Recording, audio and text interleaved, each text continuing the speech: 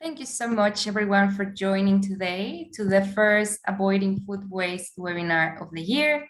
My name is Ruby, and today I'm joining with Sarah as well. We are both from the Resource Recovery Planning team at the Inner West Council. Today, we will be presenting food waste tips for busy parents with Cornersmith. Cornersmith will be teaching us today how to use it all in our fridges and pantries and transform those food items that we forget into meals that kids will love.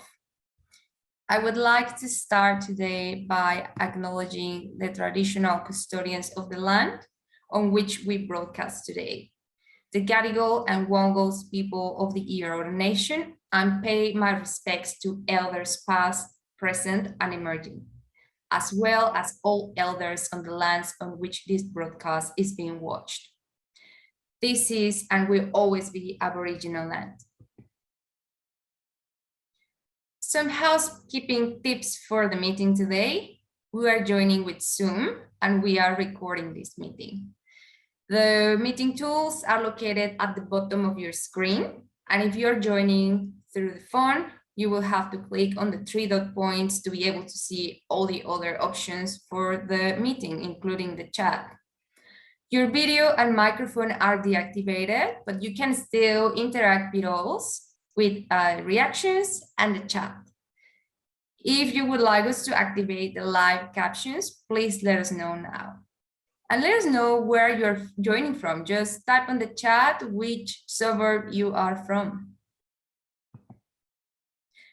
I would like to introduce you to some of the Living Without Food Waste initiatives here at the Inner West Council. So approximately 37% of the average waste bin is food. We want to prevent food waste ending on your garbage bin in the first place. So that's why we have the Avoiding Food Waste workshops. And we also have a website with tips on how to buy, store, and cook the 12 most wasted food items. We support also composting and worm farming with Compost Revolution, which is a program that provides you with discount for worm farms and compost bins, and with Compost Collective, which provides you with a free compost bin and unlimited support for composting. All you need is to have at least 2 households interested in participating in the program. And the Food Recycling for Apartments is an organic waste collection service only for apartments at this point. If you would like to learn more about any of these programs, just head to the website innerwest.nsw.gov.au/food or /composting. We have also other workshops with the Green Living Center. They are an initiative from the Inner West Council that supports our community to live sustainably and transition to a low carbon lifestyle. They have workshops, events, webinars, and they have a fantastic newsletter with tips and also stories from the Inner West locals. If you would like to learn more about them and get the latest updates on workshops, follow them through Instagram or Facebook. Tonight, they are hosting the bike maintenance workshop for the International Women's Day. And we are hosting together the next Avoiding Food Waste workshop, the 30th of April. This is going to be a cooking demonstration where you will learn how to use all your most wasted food items, and you will also get to taste them on the day. At the end of the workshop, I would like to please answer our survey to let us know how we did today and also planning for our future events. Without holding you more, I am going to hand over to Alex and Jamie from Cornersmith and let them introduce themselves and teach us the fantastic recipes they have for us today. So I guess I've always loved cooking. I'm not a trained chef at all, just a very enthusiastic home cook. But when I met Jamie, we started talking about food in a way that was bigger than just like, what's for dinner? But we talked about sustainability in food. We talked about political issues in food and how we could be sustainable in urban areas, I guess. Jamie and I love the city and, you know, raising our children here, but we also feel like there's a lack of connection around food and where food comes from, that we all get caught up in busy lives, I guess. So we talked a lot. Jamie and I have been talking about food for the last, has it been 15 years, Jamie? The children are now very big. For dinner, and we haven't exhausted the topic yet, so I think that's a testament to our friendship and also maybe the topic itself. And also maybe a little bit how boring and obsessive we are, but that is why we are here today. So yes, Jamie and I have been talking about what's for dinner for 15 years. We've been running the Cornersmith cooking school together for the last 10 years. And we wrote a cookbook called Use It All, which is very, very helpful for sustainable kitchens. And there we go, a bit of product placement. Plus, we are just in the midst of another cookbook, which is coming out at the end of this year. And it is A to Z about basically what to do with things. So you'd look up in your fridge that you've got, 3 shallots left. You turn to S for shallots and the answer is there. So yeah, keep your eye out for that one.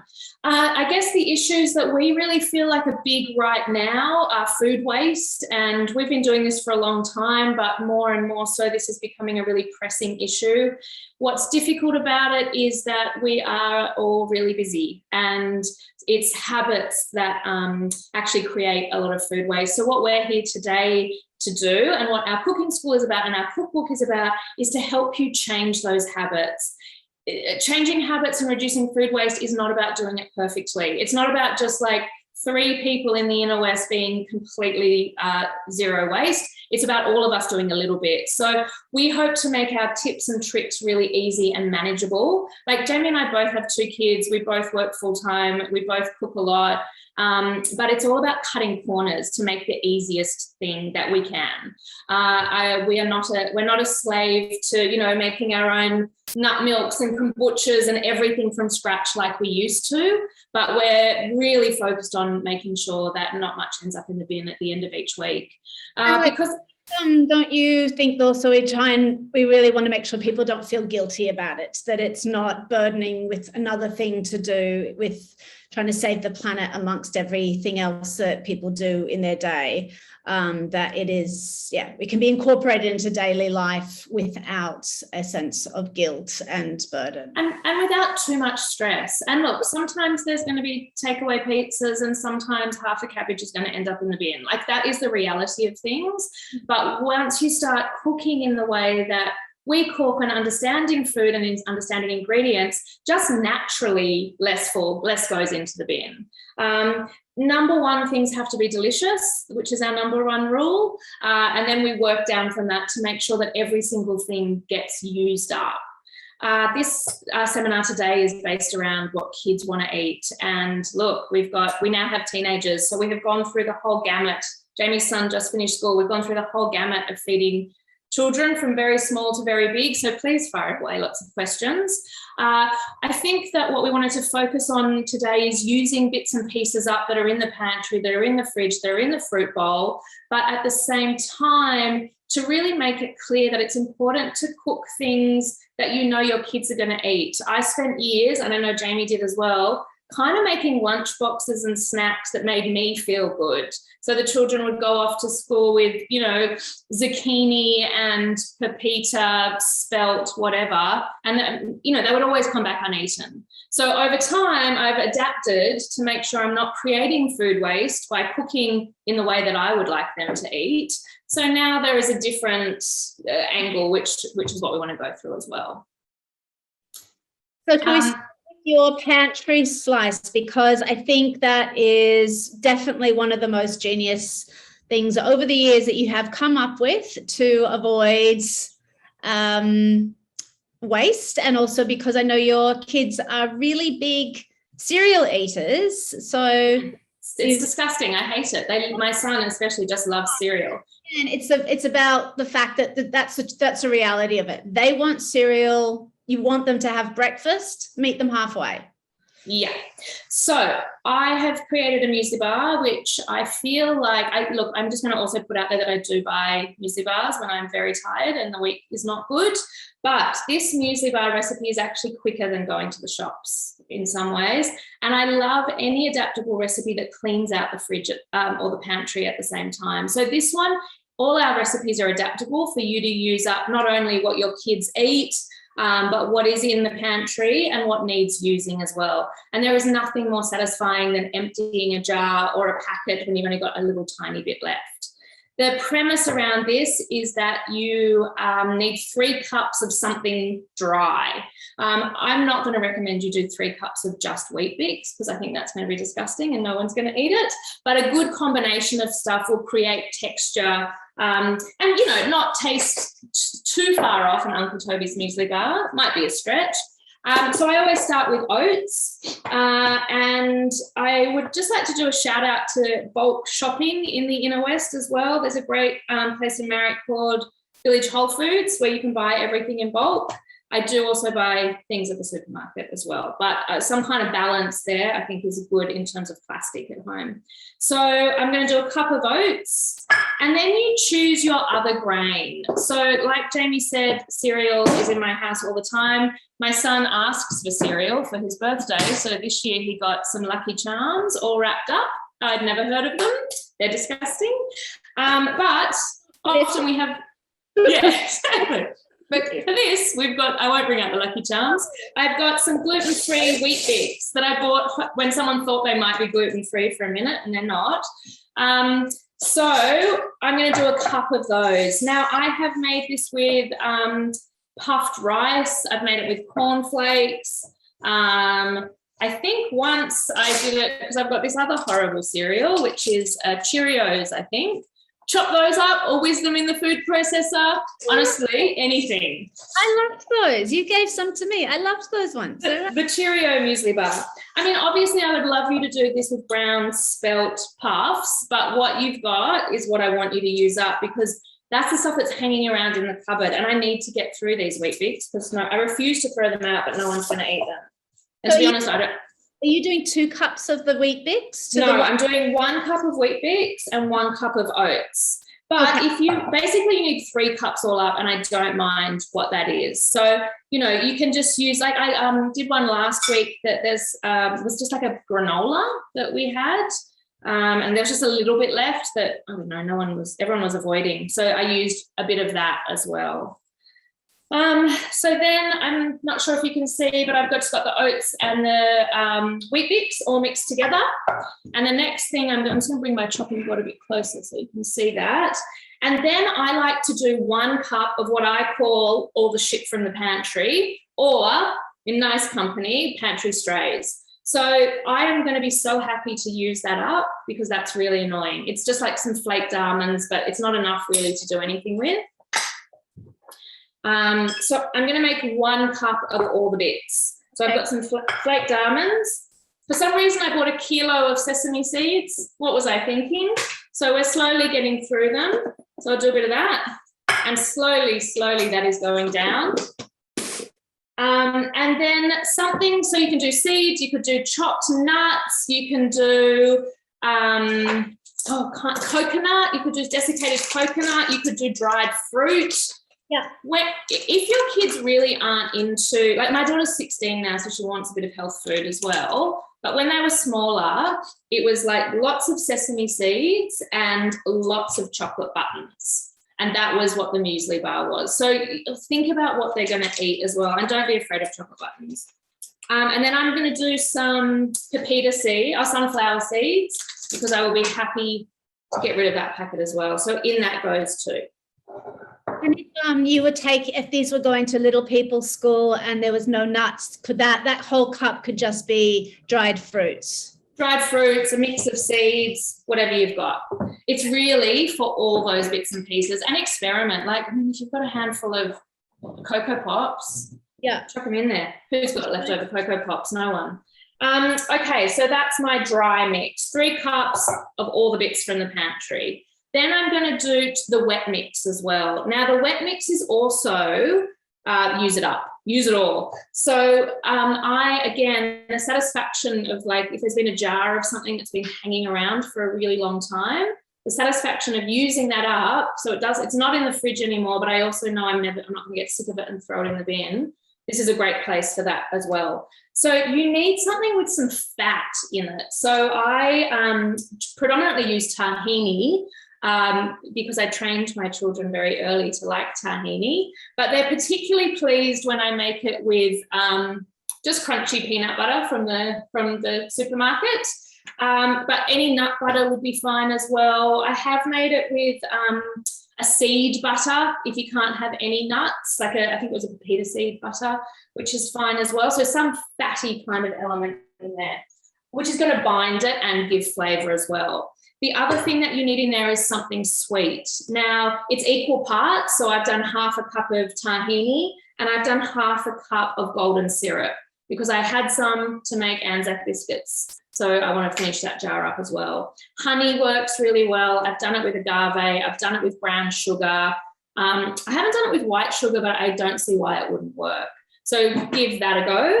And then something that's going to help it set in the fridge. So I've got butter in my mix here today, which you can't see. But I often use coconut oil as well. So again, if you need to not have dairy, use up the coconut oil and just use all the things that need to.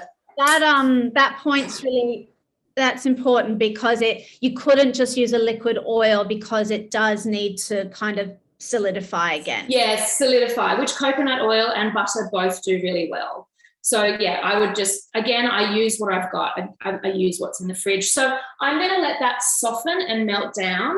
Then we mix it through the dry mix. And then the trick, which I want to show you, which is hard to write in a cookbook, is how to press it into the tin. But I made one last night, something I prepared earlier, and you can see it looks exactly like a muesli bar. So what you set it in the fridge overnight after it's cooked, it goes into press it into the tin, it goes into the oven, I think it's 10 or 15 minutes until it looks lovely and golden.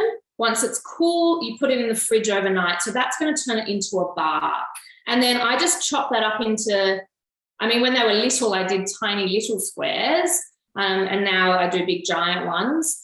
And either pop it straight into a Tupperware container, or if you're feeling very good, you could wrap that in the brown baking paper. So they're already ready to go. And then you can just grab one and pop it into the lunch boxes as well. The good thing about this is that they kind of last for 2 weeks. I've actually even pushed it further than that because there's not that much in there. And then they go into the fridge. So it's not like they have to eat muesli bars every single day. I do try to give them a break in between so they don't get sick of things as well. So that I will show you how to pack everything in, but I guess that's where it's going to end up at the end of it. I think that this kind of easy, like I like this because I made those last night while I was cooking dinner. It's 15 minutes maybe max. It's using up what I've got, but it's also adaptable. So it's kind of in my brain now. And I just know that once every 3 weeks, clear out the pantry, make some muesli bars as well. Really, really easy to do. While that's melting, I'm going to pass over to you, Jamie, to discuss another adaptable recipe that we use all the time. Okay, thank you. The other thing I want to say about those is that they're really delicious. That you can serve them for if someone pops over for a cup of tea, there's no shame and embarrassment for serving those. No, absolutely not. And actually, it's one of those recipes that people stop me in the supermarket about in the inner west and say, oh my God, I made them for my kids, but actually they're delicious. And because they're so packed full of nutrients, they're kind of a really great morning tea or afternoon tea snack as well. Yeah. So our other great adaptable recipe we've been kicking around back and forth between us, is the muffins. And I have gone in and out of my love and also dislike for muffins, depending. I think I was definitely guilty of the early years with my kids, having a very wholesome grated carrot, pepita seed and wholemeal muffin that probably weighed as much as their backpack did. And was, Can I just say, I just want to put out, I feel like there might have been a bran and liver muffin that you made once that even I couldn't come at. So anyway, carry on. The early liver years when my son used to go to school with a pate sandwich, and anyway. All right, get back on track. Finishing traditions. It both made my life and ruined my life. But so I really learned, probably it took me too long to learn, but I learned that those muffins coming back were in themselves, either I would have to eat them. Or me. Or you, or I was putting them in the compost, or if not the bin. So at a certain point, I made peace with the fact that I need to make something that I feel good about and that my kids are going to feel good to eat. So this basic muffin recipe that you've all got, so everyone's got their recipes in terms of the quantities, is really simple. It's plain flour. It could also be wholemeal. It could be a mixture of both. It's a cup of sweetener, it's a cup of sugar, it's oil, it's 1 egg. And that's a really basic muffin mix. And then from there, you have 200 grams of whatever. And we really call this, so if you can see, this one is blackberry and milk chocolate buttons. Speaking about your don't be afraid of the milk chocolate buttons. Mm-hmm. So I bought a bunch of, there was my local grocer, berries were on special. I bought 4, and of course I inevitably forgot 2 packets, and there were blackberries. You know, I spent good money on them. They're getting a bit mushy. I put them through, they were about 100 grams of my 200 grams of whatever, 100 grams of smushy blackberries. And then I wanted to do a whole 200 grams of blue blackberries. I really wanted to, but I pulled back. I was like, what I do have is a little bit of chocolate buttons rattling around. So I made that the other 100 grams. And I feel like not only did I make a really yummy muffin, but it's one that my daughter, who's still at school, she's in high school now, but she will be happy to take. And those things are going to get eaten and everyone's going to be happy. They're really tasty. And so I love those muffins as well, because I'm really big on like the Sunday night, like, oh my God, I haven't thought about the school lunches, but they're pulled together really quickly. And you can use up, so I've got some really crappy old apples that everyone's been avoiding. Maybe everyone hates apples this week. So I will grate those and put them in just with some sultanas and cinnamon. So feel free to just experiment with whatever you've got. And if you have lovely children who want to eat grated zucchini muffins, it's really good to use up wrinkly vegetables as well. So if you've got a bendy carrot or a tired old deflated zucchini or 1 beetroot, then that's a great place to put those as well. And grate them. Grate your carrot, grate your zucchini, squeeze out the moisture, grate the beetroot. A beetroot and chocolate muffin is a really great combination. Kids actually really like that. You'll like it. Yeah, remember the compromise, but also have a look what you've already got and start from there. Before you go to the shops. So I have mixed through the dry mix into the wet mix, and it's quite thick, so don't be afraid of that. I love to use a spatula, the underrated kitchen utensil. I use it for jam making and chutney. I use it for everything. Jamie loves the tongs. I'm big on the spatula. So I'm going to just pop this into my baking tray. Now I've just got a small squarish one. I've got baking paper down in the bottom, but you could oil it as well if you didn't want to use baking paper. And then I just plop that in, and I'm actually going to just point my camera down so you can see it and not me for uno momento. And I'm just going to press that down with the back of my spatula. If you don't have a spatula at home, use the back of a spoon. And it fills up my tin perfectly, which is very nice. So I'm just pushing it down. I'm sorry it's not a beautiful thing to be watching. And then once I feel like I've got a good solid base, I'm going to grab another piece of baking paper and just really press down on top of it to create a really flat, this is the trick, a really flat, condensed, like you're making a concrete floor. Oh no, that doesn't sound delicious. Like you're making, I can't think of something delicious and solid. But yeah, very, very compacted. So I'm just using my hands here. And then that goes in the oven.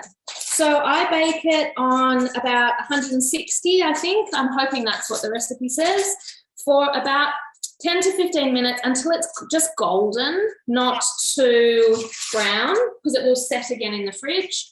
And you can see that. So that's it beforehand. And then, like we saw earlier, that's it afterwards. Beautiful. It stays at that low temperature, it stays a bit chewy, but I think people do need to kind of play around with their own ovens. I have a uniquely terrible oven, so I probably would do about closer to 180, but I just watch it to make sure it stays, it doesn't. Yeah, and it's also quite dependent on what grains you're using as well. So Weet-Bix, as we all know, absorb moisture so quickly. If it was feeling quite wet in there, add a tablespoon of some kind of binder. So I would use LSA, a rice bran, anything that's kind of going to give it a bit of something, just ground a little bit as well. Even a little bit more coconut would do that as well. So think about, with adaptable recipes, what you have to do is understand the ingredients. So if something's really wet, you need to balance that out somewhere. If something's very dry, you might need a little bit more moisture. So it's a little bit of trial and error as well. Once you do the recipe once, you get a sense of what it should feel like, and then you become more confident with being more adaptable, because you're like, well, this is what I'm looking for it to feel like. So if it's feeling wet, you'll remember this is how it felt before, so I need to make it a bit drier, or vice versa. Yeah, and I think I would suggest, like, don't just do muesli bars and muffins, because my children have said I need a break from from muesli bars. So I give them a bit of a, they have a couple of months off, and then I re-emerge them back again. But I just also wanted to talk through a really, really quick and easy pantry stray snack. Look, I know bliss balls are a bit old hat. I don't even know if you could call this a bliss ball, really. It's only got 2 ingredients in it, which is dried fruit and desiccated coconut. So I get my food processor out. If you don't have a food processor, it is the one thing that I feel like I almost use every single day. So get it out, pop your coconut and dried fruit. So more dried fruit than coconut. Like if you were doing 3/4 of a cup of dried fruit, you do a bit less coconut. Like you can kind of play around with those ingredients.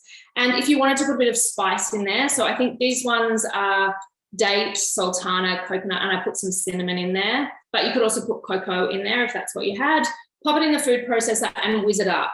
You whiz it longer than you think, like keep going, which is often people think, oh, it's not working. Just keep going. And it ends up being almost, it's not a paste, it's like a wet sand, I guess it looks like. And then you tip that out and you roll it into balls. And then I rolled these in some more desiccated coconut, and I just keep them in a jar in the fridge. I think they've been in there for 2 to 3 weeks. Obviously, everyone loves them. So I do pop those in the lunchbox, not every day, but I really like those as well. And it's good for, everyone's got those little crappy packets of currants or things that you bought for a recipe and haven't used again. Chuck them all in. It's a really simple snack. I love making those if you do dried apricots, they're like the apricot delight that my daughter loves, but I make that version and it doesn't have all the rubbish in it. And you could maybe like move that into a square shape and she would have no idea. Yeah.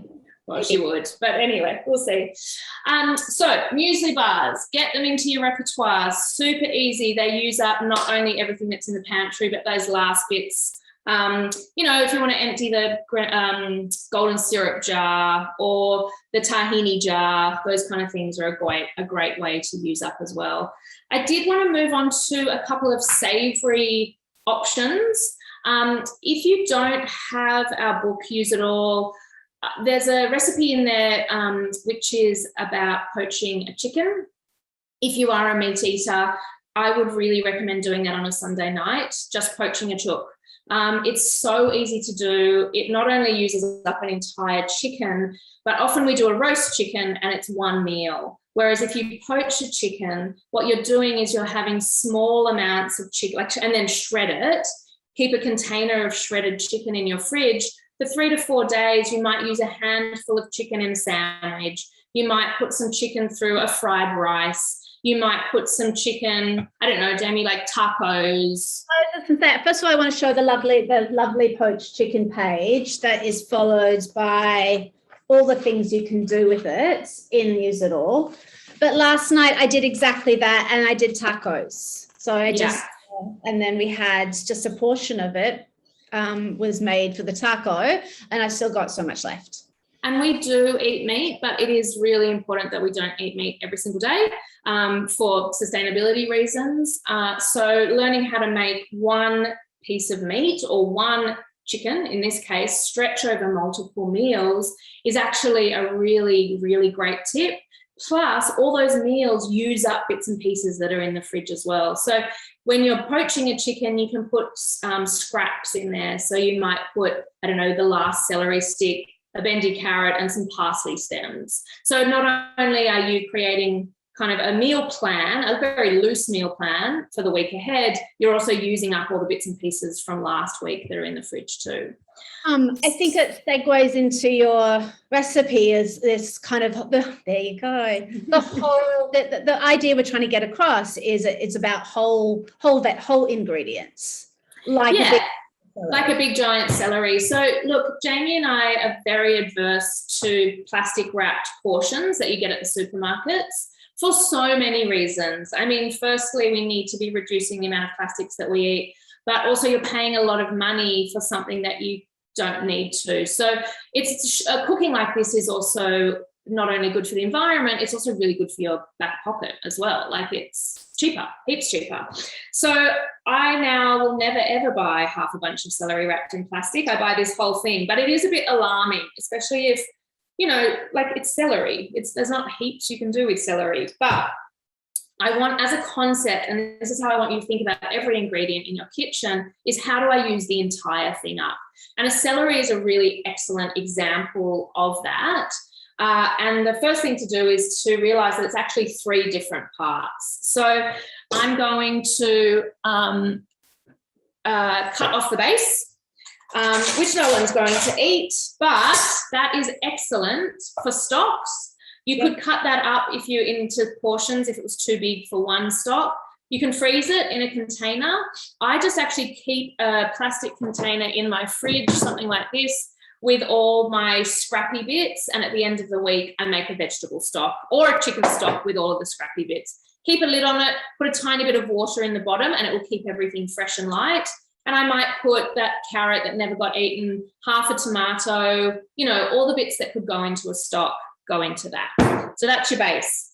Then you've got your celery sticks, which is the reason why you're buying your celery. Now, the problem is people buy that big bunch of celery, they get busy, they get freaked out, and they shove it in the fridge. Celery notoriously gets limp very quickly.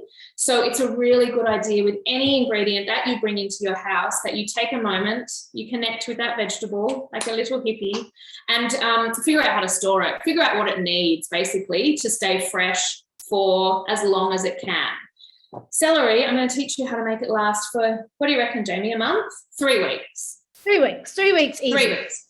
3 weeks is a really long time. So get your container out. Actually, I've lost the lid to that one, so I'm going to do this one. Get your container, wash your celery, and cut it down to the size that fits in your container. Now, a flat one obviously would make a bit more sense, but I can lie this down in the fridge as well.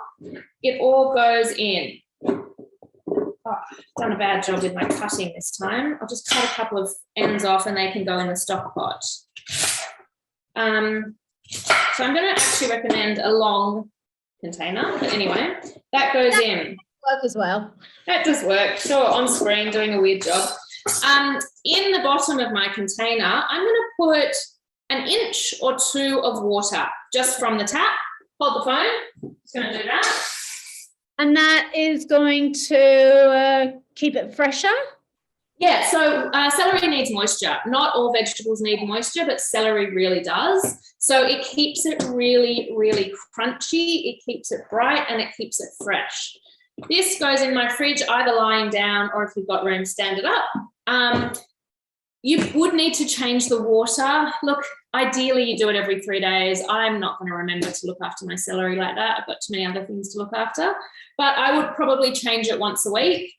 That lasts for so long, I can't even tell you. You'll actually be begging it to go off. But what that means is that you've bought an entire bunch of celery. You can now use it not in 3 days, have to use the whole thing up, but use it up over time as well. So yes, cut it up and put it in your kids' lunch boxes for crunch and sip, crunch and sip. You can also, there's so many delicious recipes. So if I've got celery in the house, I put it into bouilli. I know it's not traditional, but it's an excellent thing to do.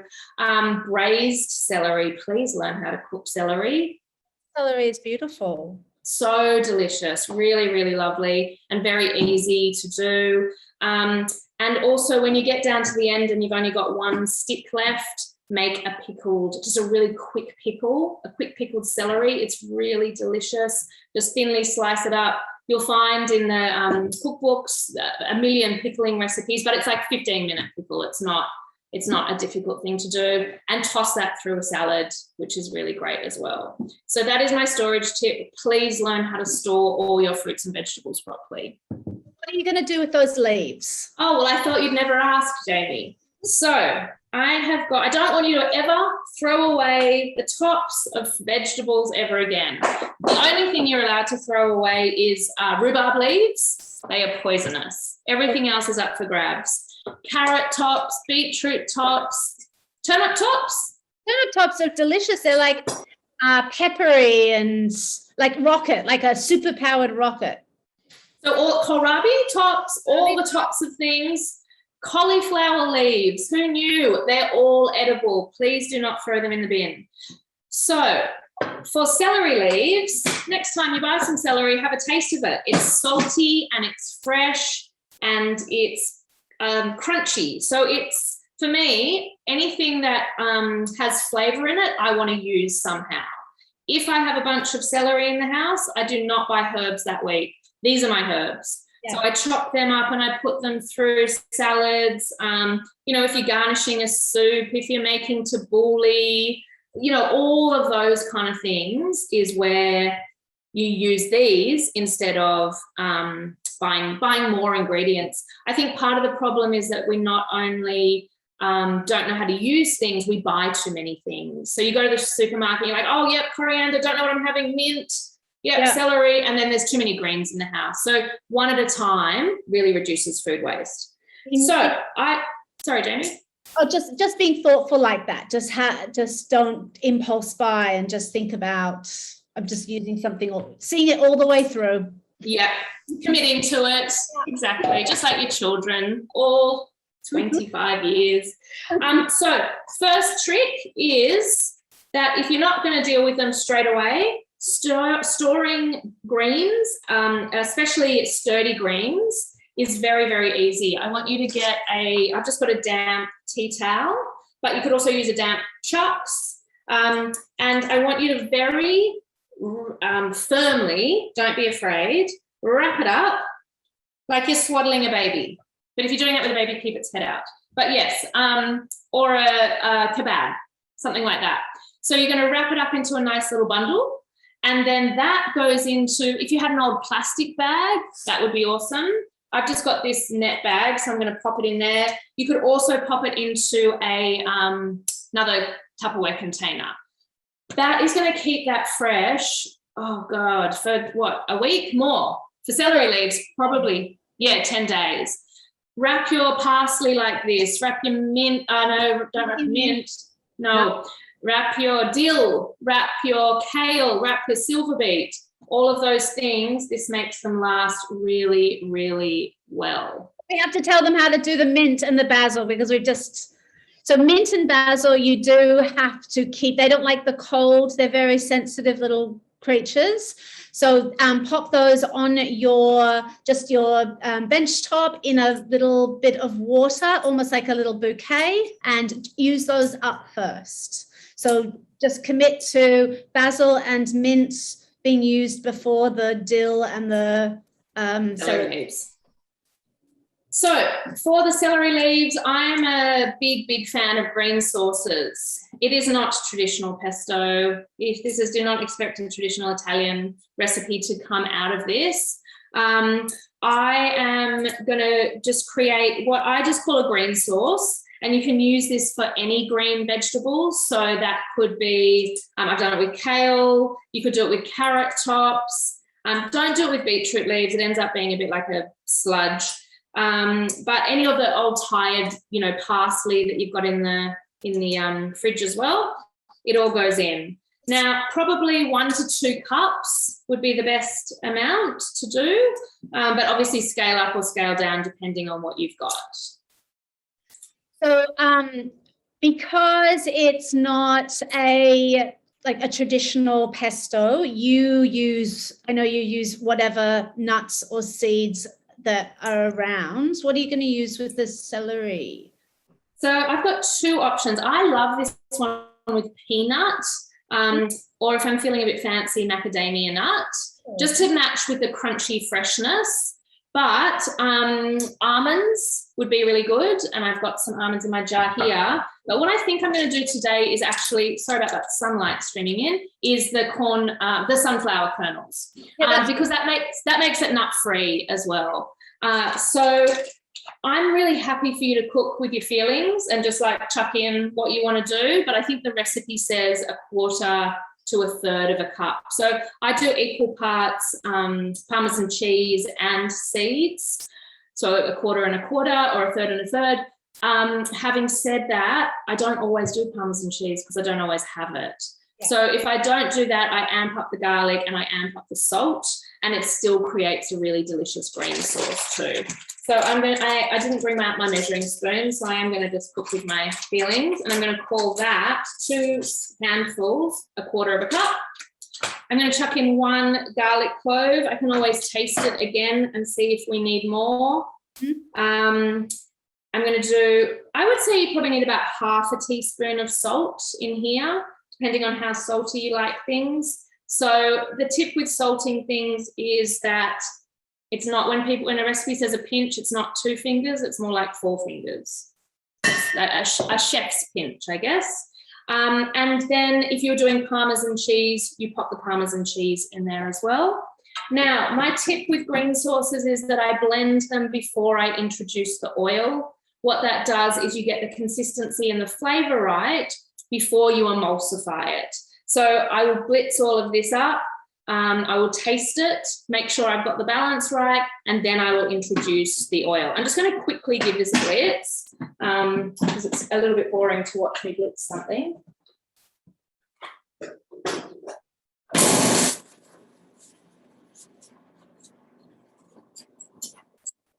I kind of wanted to hear that. Hear it?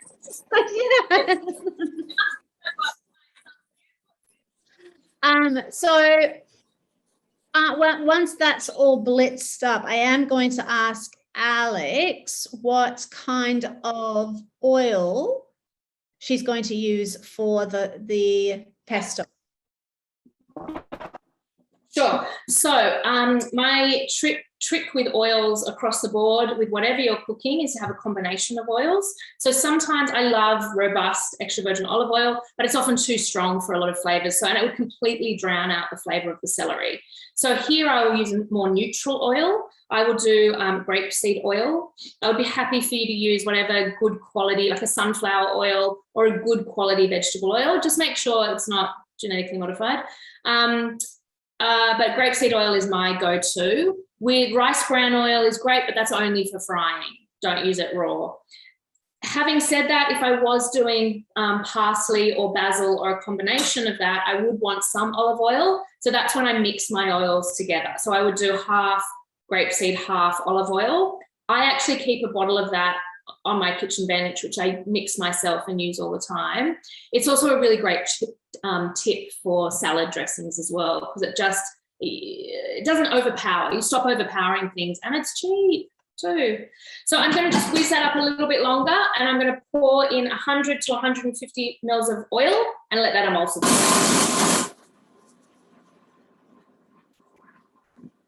That is going to come together very quickly, usually when I do this myself at home. Now, scrape down the sides, have a taste. I can smell that this smells absolutely amazing. Get out your spatula again. Have a taste, scrape it down, keep blitzing to the consistency that you want. You can make this almost like a gremolata, which can just get spooned on top of minestrone soup, or used in, if you're making garlic bread or something like that, or keep going and turn it into a pesto. I then pop it into a jar. This is a carrot top pesto I made last week.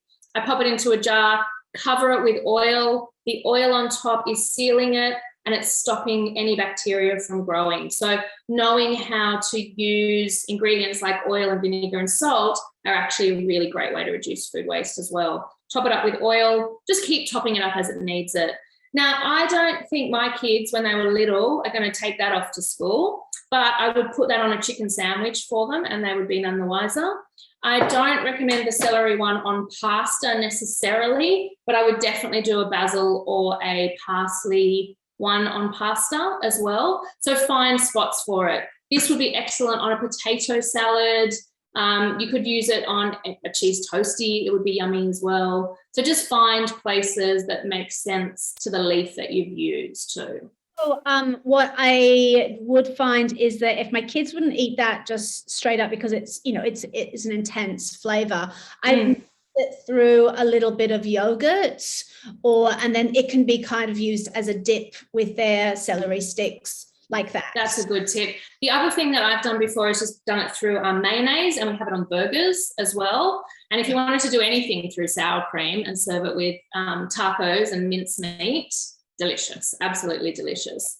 So I guess what we wanted to really show you today is it's a really simple way of cooking. Jamie and I are not fancy cooks at all. We're kind of just making thoughtful decisions at every step of the way. And not only are they thoughtful, they're also fast, because we're trying to, work and spend time with the children and clean the house. So it's all those things that make cooking, I don't want to feel like we're making you be tied to the kitchen or add anything extra onto the workload, because life is crazy at the moment. But I guess there's a satisfaction that comes from being self-reliant, from not having much to throw in the bin at the end of the week, and for using all the ingredients that you bring into your house as well. Cooking like this is really easy. I really also want you to teach your kids. Don't do it when they're small. I really recommend just waiting till they're bigger. And so that this is what kids need to be learning, how to be more sustainable into the future. And cooking is the best place that you can do that as well. I think that becomes part of like a family culture, is if they see you do it, that it goes into their heads and they'll remember. Hopefully. I've got one in each camp, so we'll see what's happening there. We would love to open up to questions now. I hope that there's been some little bits that you can take away and use into your own kitchens as well.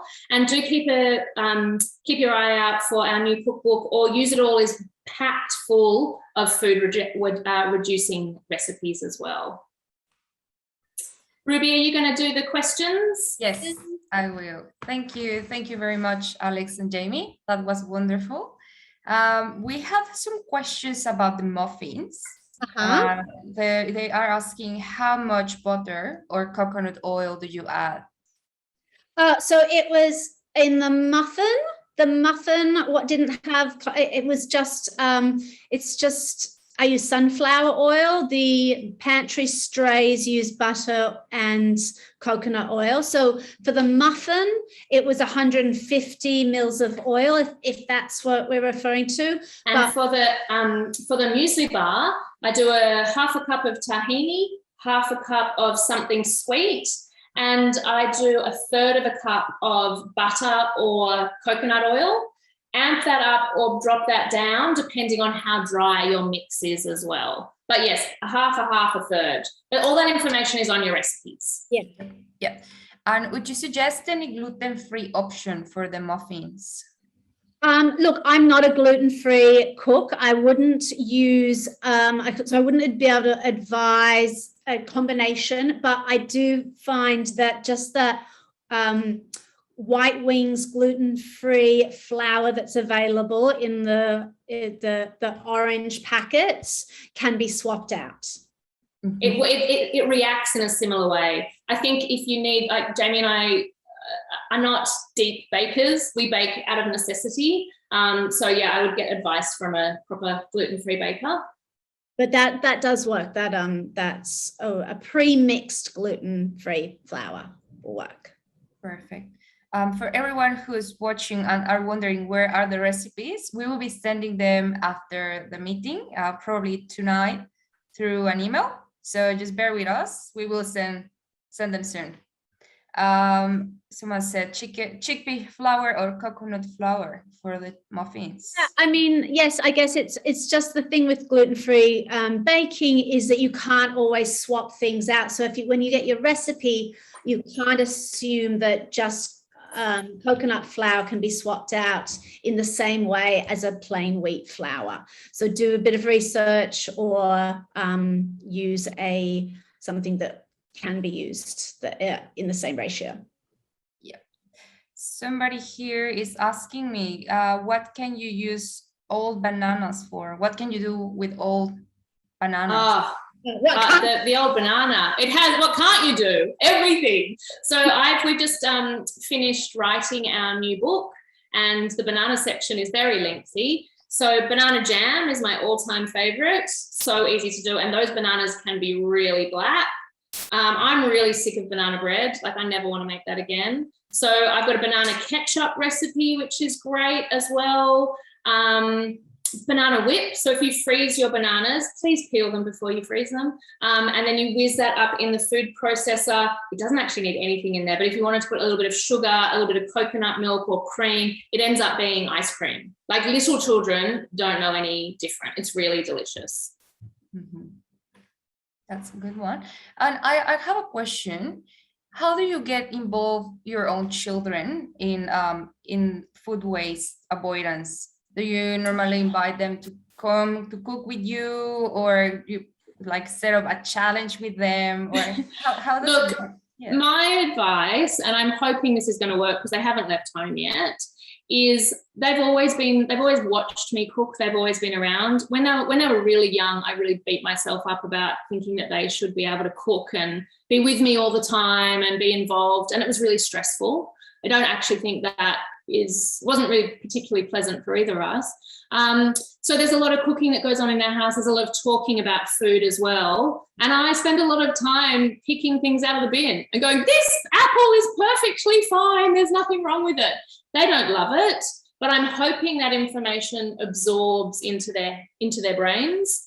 My daughter's doing food tech for the HSC at the moment, and the stuff they're learning is a little bit alarming. And so I'm constantly like, that's great, but don't forget the celery tops can also, I guess it's just conversational rather than that.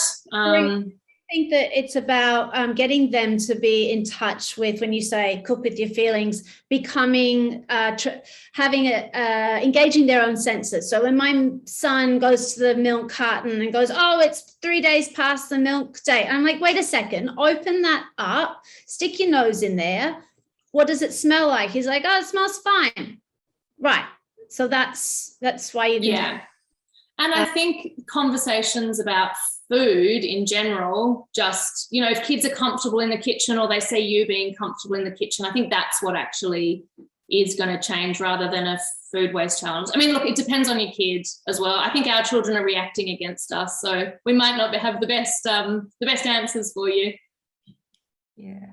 Well, thank you so much for the tips.